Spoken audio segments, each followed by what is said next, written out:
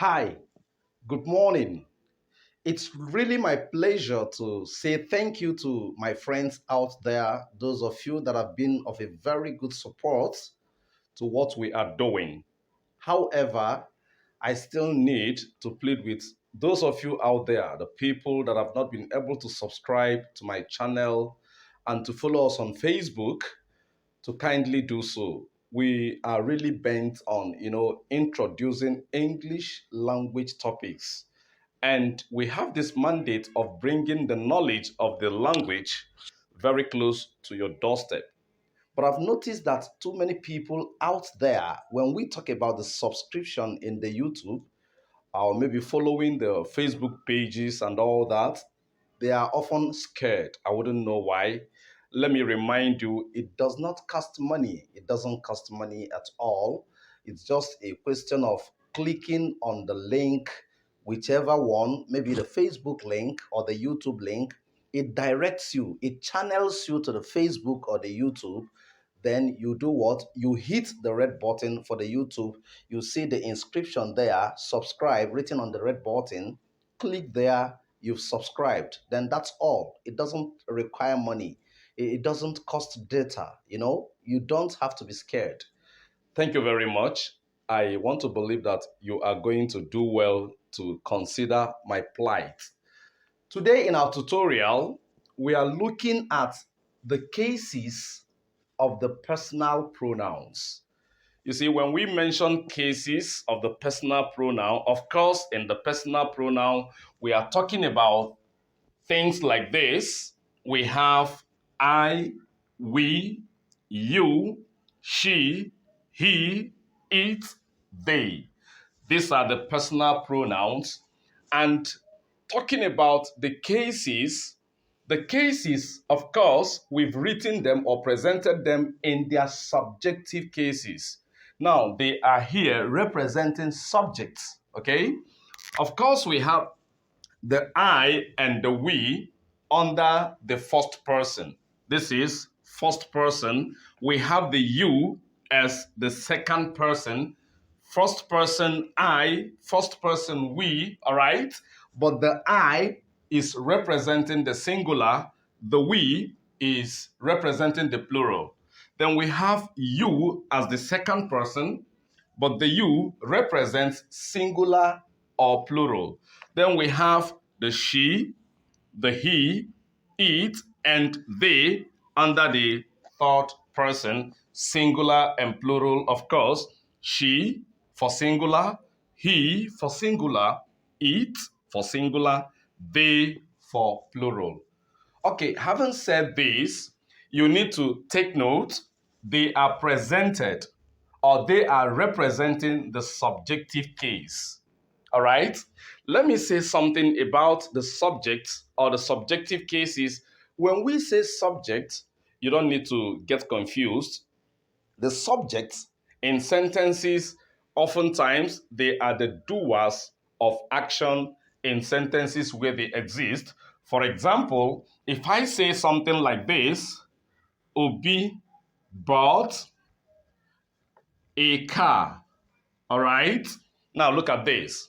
This is an example of a sentence, a simple sentence, of course. Obi bought a car. Now, when we talk about the subject, we are talking about Obi. That's the boy or the man, whatever he is, that performed an action. What action? The action of buying a car. So it wouldn't be wrong to define subjects of sentences as doers of action, doers or performers of action in sentences. It depends, of course, on the sentence structure. If I should say, Obi is a boy, all right?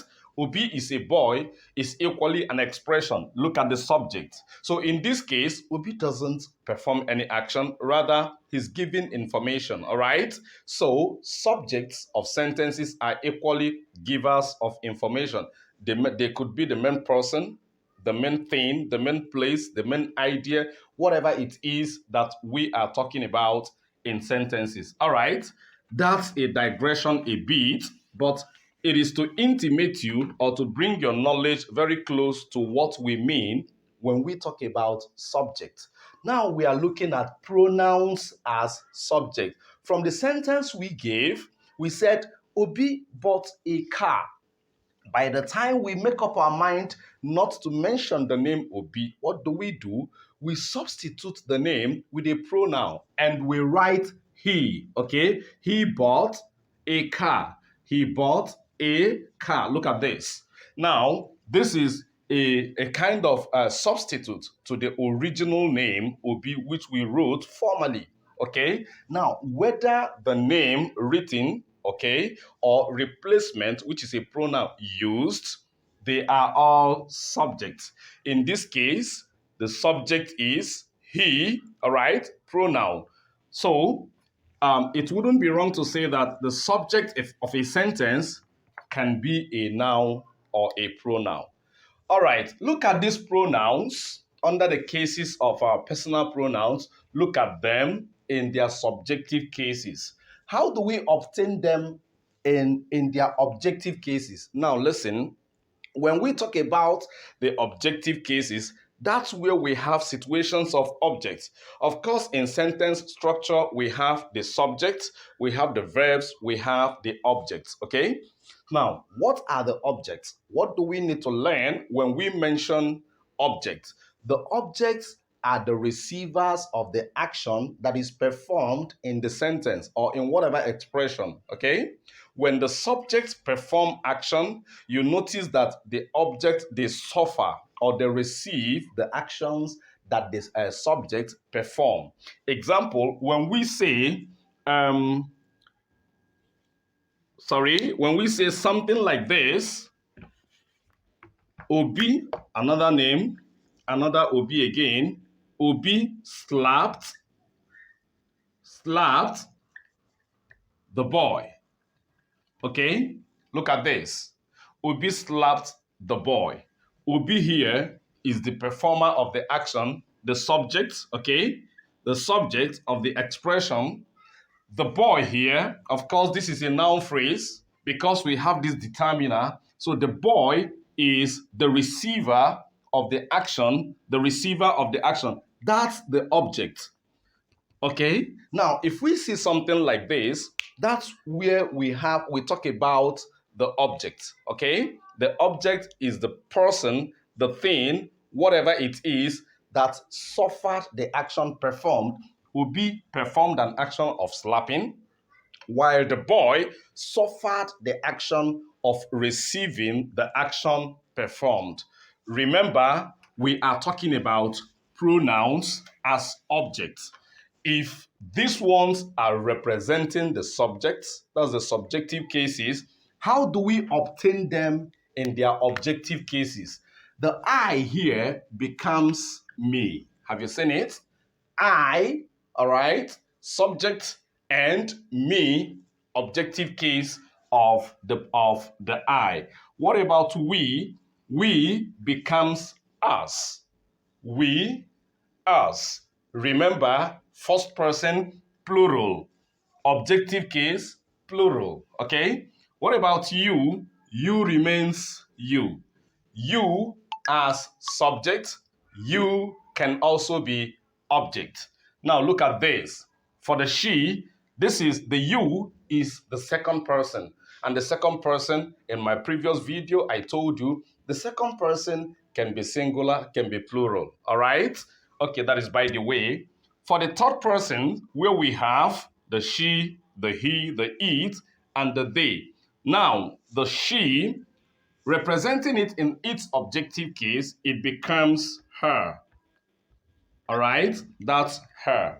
Okay, what about he? He will give us him. Then it remains it. And they becomes them.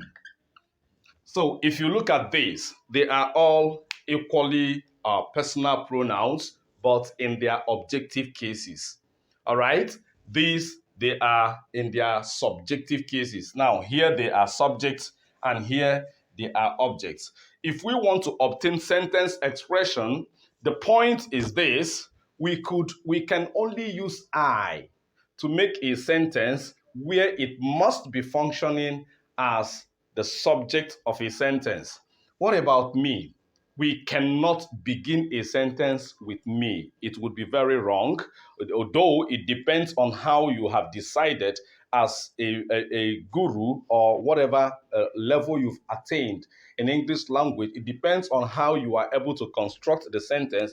But then it is ideal to take note that wherever we see me in a sentence situation, it has to represent the objective case of the pronoun. In our subsequent video, we are going to see how we could possibly use all these elements in sentence situations, and we will be able to identify those of them that are performing, that are under the subjective case and the ones under the objective case. Thank you very much for today. If you have really enjoyed the teaching this morning, I still kindly plead with you to consider subscribing to my channel on Ezayola English, Online English, and follow me on Facebook on Ezayola Online English.